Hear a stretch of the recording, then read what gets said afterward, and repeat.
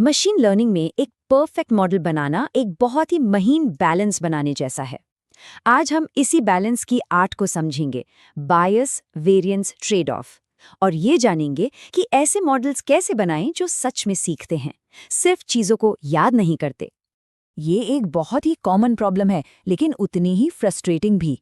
एक मॉडल जो ट्रेनिंग के दौरान तो जबरदस्त परफॉर्म करता है, पर जैसे ही उसे असल दुनिया का नया डेटा मिलता है वो फेल हो जाता है। ऐसा होता क्यों है? यही सवाल हमें मशीन लर्निंग के एक सबसे बड़े चैलेंज के सेंटर में ले जाता है। इसी प्रॉब्लम का नाम है जनरलाइजेशन, और ये सिर्फ एक टेक्निकल शब्द नहीं है, ये किसी भी इंटेलिजेंस सिस्टम की कामयाबी का असली पैमाना है। एक मॉडल की असली परीक्षा इस बात में है कि वो अनदेखे भविष्य के लिए कितना तैयार है। तो जनरलाइजेशन का मतलब क्या है असल में? ये किसी मॉडल की रटने की कैपेबिलिटी नहीं, बल्कि समझने की कैपेबिलिटी है। इसका गोल ट्रेनिंग डेटा के हर एक पॉइंट को याद करना नहीं है, बल्कि डेटा के पीछे छिपे हुए पैटर्न्स को सीखना है, ताकि उन पैटर्न्स को किसी भी नई सिचुएशन में अप्लाई किया जा सके। तो जब कोई मॉडल जनरलाइज नहीं कर पाता, तो उसके पीछे की वजह क्या है? ज्यादातर इसके पीछे दो ही मेन वजह होती हैं, बायस और वेरिएंस। ये सिर्फ गलतियां नहीं हैं, बल्कि ये दो ऐसी ऑपोजिट फोर्सेस हैं जो हर मॉडल के बिहेवियर को तय करती हैं। चलिए इसे एक स्टूडेंट के एग्जाम्पल से समझते हैं। हाई बायस वाला मॉडल, जिसे अंडर फिटिंग भी कहते हैं, उस स्टूडेंट की तरह है जो एग्जाम के लिए बस मेन हेडिंग्स पढ़ लेता है। वो कॉन्सेप्ट्स को गहराई से समझ ही नहीं पाता। दूसरी तरफ हाई वेरिएंस वाला मॉडल या ओवर फिटिंग उस स्टूडेंट की तरह है जो पूरी किताब रट लेता है, हर कॉमा, हर फुल स्टॉप के साथ। उसे असल कॉन्सेप्ट और बेकार के शोर में कोई फर्क समझ नहीं आता, और जैसे ही कोई नया सवाल आता है वो कंफ्यूज हो जाता है। अब इस टेबल को देखिए, ये एक तरह का डायग्नोस्टिक टूल है।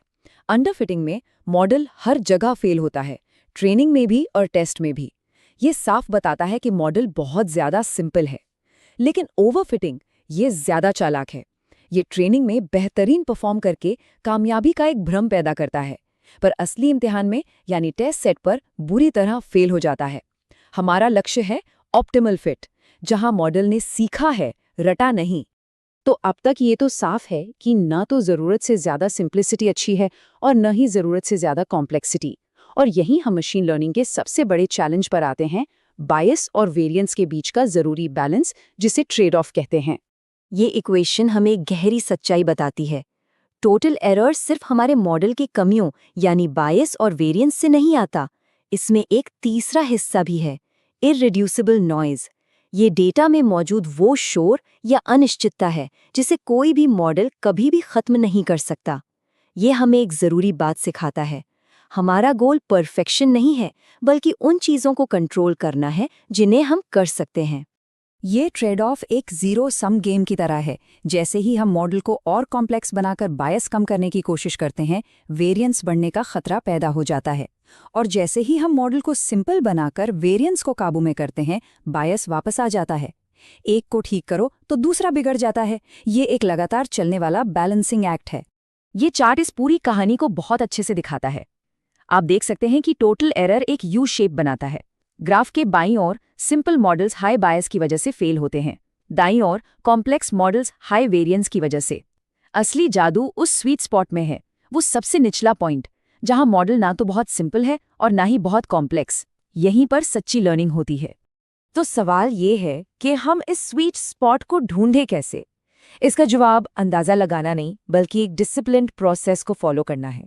और इस प्रोसेस का सबसे पहला और सबसे ज़रूरी कदम है हमारे डेटा का सही तरीके से बंटवारा। इसे ऐसे समझिए, ट्रेनिंग सेट वो बड़ी सी लाइब्रेरी है जहां मॉडल पढ़ना सीखता है। वैलिडेशन सेट प्रैक्टिस एग्जाम की तरह है, जिसे हम बार बार इस्तेमाल करके मॉडल की समझ को चेक करते हैं और उसकी कमजोरियों को सुधारते हैं। और आखिर में आता है टेस्ट सेट। ये फाइनल सील्ड एग्जाम है, जिसे सिर्फ एक बार खोला जाता है, ये देखने के लिए कि मॉडल ने असल में कितना सीखा है। ये पूरा स्ट्रक्चर एक बहुत ज़रूरी साइंटिफिक प्रिंसिपल पर बेस्ड है, अनबायस्ड इवैल्यूएशन। अगर हम फाइनल एग्जाम के सवाल पहले ही देख लेंगे तो रिजल्ट का कोई मतलब नहीं रह जाएगा। इसीलिए टेस्ट सेट को आखिर तक बिल्कुल अलग रखना एक भरोसेमंद और ईमानदार मॉडल बनाने के लिए बेहद ज़रूरी है। लेकिन तब क्या होगा जब हमारे पास बहुत ज़्यादा डेटा ना हो? एक बार का बंटवारा सिर्फ किस्मत की बात हो सकती है। एक ज़्यादा मजबूत और भरोसेमंद तरीके के लिए हमें एक और पावरफुल टेक्निक की ज़रूरत पड़ती है। इस टेक्निक को कहते हैं के-फोल्ड क्रॉस वैलिडेशन। इसका आइडिया बहुत सिंपल लेकिन पावरफुल है। एक ही फाइनल एग्जाम लेने के बजाय हम डेटा को कई हिस्सों में बांटते हैं और बारी-बारी से हर हिस्से पर मॉडल को टेस्ट करते हैं। इससे हमें किस्मत के असर को कम करके परफॉर्मेंस का एक कहीं ज़्यादा स्टेबल और भरोसेमंद एवरेज मिलता है। तो ये काम कैसे करता है? प्रोसेस बहुत सिस्टमैटिक है। हम डेटा को के बराबर हिस्सों में बांटते हैं। हर राउंड में हम एक हिस्से को टेस्टिंग के लिए अलग रखते हैं और बाकी हिस्सों पर मॉडल को ट्रेन करते हैं। फिर हम उस अलग रखे हिस्से पर परफॉर्मेंस को मापते हैं। ये साइकिल के बार दोहराई जाती है ताकि हर हिस्से को एक बार टेस्ट होने का मौका मिले और आखिर में हम सारे रिजल्ट्स का एवरेज निकालते हैं जो हमें एक ओवरऑल और भरोसेमंद स्कोर देता है। इस तरीके के फायदे बहुत गहरे हैं। ये हमारे लिमिटेड डेटा का सबसे अच्छा इस्तेमाल करता है क्योंकि हर डेटा पॉइंट ट्रेनिंग और टेस्टिंग दोनों में काम आता है। ये हमें परफॉर्मेंस की एक ज्यादा ईमानदार तस्वीर देता है और ओवरफिटिंग जैसे छिपे हुए खतरों को पकड़ने में कहीं ज्यादा असरदार है। ये सिर्फ एक टेक्निक नहीं है बल्कि अपने मॉडल की क्षमताओं में कॉन्फिडेंस बनाने का एक तरीका है। तो आखिर में डेटा स्प्लिटिंग और क्रॉस वैलिडेशन सिर्फ टेक्निकल प्रोसेस नहीं है, ये एक माइंडसेट को दिखाते हैं, एक डिसिप्लिन्ड सिद्धांतों पर आधारित अप्रोच जो हमें अंदाजे लगाने से हटाकर सिस्टमैटिक इंजीनियरिंग की तरफ ले जाता है। तो आज हमने क्या क्या सीखा? हमने जाना कि एक मॉडल की असली कीमत नए डेटा को अपनाने की उसकी क्षमता में है, ना कि पुराने डेटा को रटने में। हमने देखा कि एरर तो होगा ही और हमारा काम बायस और वेरिएंस के बीच एक सही बैलेंस खोजना है। और हमने ये भी समझा कि इस बैलेंस को खोजने के लिए सही डेटा स्प्लिटिंग और क्रॉस वैलिडेशन जैसे डिसिप्लिन तरीके बेहद जरूरी हैं। और ये सारी बातें हमें एक आखिरी और सबसे ज़रूरी सवाल पर ले आती हैं। हम ऐसे सिस्टम्स कैसे बनाएं जो सिर्फ अतीत को याद ना करें बल्कि भविष्य को समझना और उसमें सही तरीके से काम करना सच में सीखें। बायस वेरिएंस ट्रेड ऑफ की इस कला में माहिर होना ही उस भविष्य को बनाने की दिशा में पहला और सबसे ज़रूरी कदम है।